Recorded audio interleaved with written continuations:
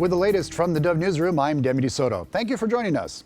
While delivering disparaging remarks about Attorney General nominee Senator Jeff Sessions, Massachusetts Senator Elizabeth Warren was first warned by Senate Chair Steve Daines over and over, and finally 22 minutes later was cited for her violation of Senate Floor Rule 19 by discrediting fellow Senator Sessions. Senator Mitch McConnell cited the formal action. Senators impugn the motives and conduct of our colleague from Alabama as warned by the chair. Senator Warren, quote, said Senator Sessions has used the awesome power of his office to chill the free exercise of the vote by black citizens. I call the senator to order under the provisions of Rule 19.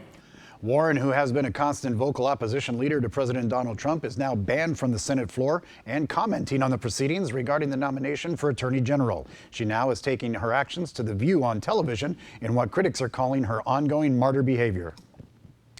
Well, Medicare fraud is a big case, and Greg Walden of Oregon continues to push to address the problems within the Medicaid system in his House Representative Energy and Commerce Committee.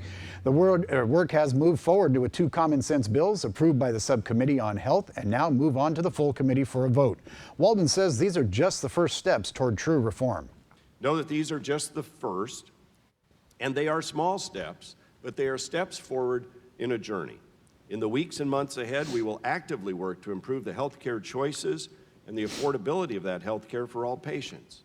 Today's bills represent only a fraction of the work we need to do, but they are an excellent start to our step-by-step approach to improving our health care system for all Americans. Walden went on to stress that up until now, the lack of transparency and readily available data hindered fixing the broken programs in Medicaid, but now they are on the right track to helping people.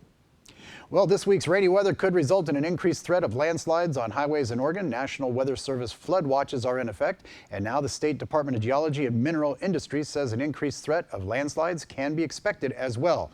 National Weather Service meteorologist Ryan Sandler says it's all because of the rain that we've had this season. If you have saturated soil and heavy rain and previous landslides, then you're really going to be prone to getting more landslides. So that's why there's a big concern. We have flood watches up, and typically those are the conditions where we see landslides. The threat for landslides runs through this Friday when a break in the weather is expected. However, another storm system is expected again next week. Well, the Lady Panthers of South Medford now look to get a baker's dozen in basketball wins in a row. They extended their home conference win streak to 87, defeating Roseburg 78-23. Sophomore sensation Ula Chamberlain once again topped the 20-point mark and made 5 3-pointers. Bello Petrogetti had 14 points, and Hannah Washington had a double-double with 10 points and 19 rebounds. The Lady Panthers are now ranked number 8 by the OSAA and remain undefeated in Southwest Conference play with a game-and-a-half lead over Sheldon, who they host next on Friday. All right, let's take a look at the regional weather forecast. As we do, we'll start off in Northern California, see what we got there. We'll see low temperatures around 48 tonight, rain throughout the period, and a rain-snow mix coming by Friday with a daytime high only of about 45. As we look at the Klamath Basin, we'll see rain turning to rain-snow mix, turning to snow, temperatures dropping, and eventually by Friday down into the 30s for a daytime high. As we look at the Oregon coast, rain throughout the period, temperatures going from the 50s to the 40s to the 30s in the nighttime, from the 50s to the 40s in the daytime with plenty of rain.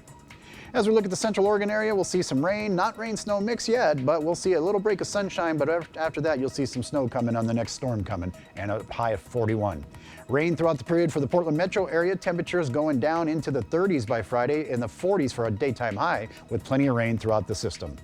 And for Southern Oregon, we'll see rain throughout the period too. Temperatures continue to decrease tonight, starting at 50, 39 Thursday, 32 Friday night, and then daytime highs 57 on Thursday and 49 on Friday. And that's a look at the latest from the Dove Newsroom. Thank you for joining us. Be sure to join us for Mornings on the Dove right here on the Dove TV and all of your electronic devices.